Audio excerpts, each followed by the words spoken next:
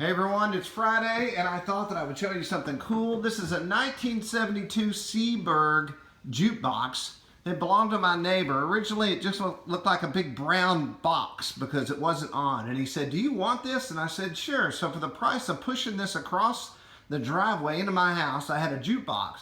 Now originally it did not work. The lights came on though, that was cool. And I got in here and fixed the record mechanism.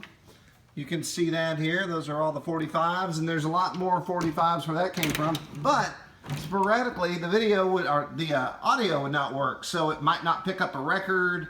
And then the amp started going crazy on it.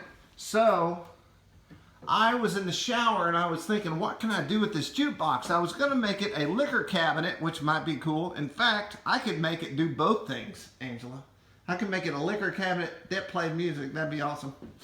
But anyway, so here's what we did. This was the idea. What if my iPhone controlled the jukebox? So let's see if we can make that happen now.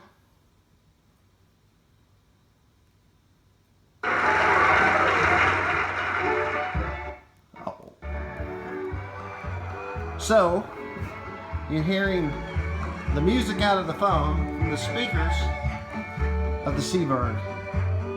And you can control the loudness and the song from your iPhone, making this an even cooler jukebox. So let's turn him down a little bit and I'll show you. You might be wondering, in case you have a jukebox, "Jim, how did you do this?" I want to do it myself. Well, I was going to do it the really hard way. I was going to figure out, this is the amp of the jukebox. I was replacing all the capacitors on this thing and I was still having troubles. And I was like, you know, it'd be awesome is if I input the music into the amp and let that blow through the speakers. But then I remembered that I had this really cool amp from Amazon.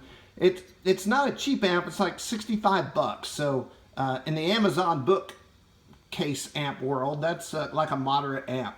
And so I thought there's no way this will drive this thing loud enough. But I RCA'd in, and that's coming from this unit. This is Bluetooth unit that my son purchased for me for my birthday.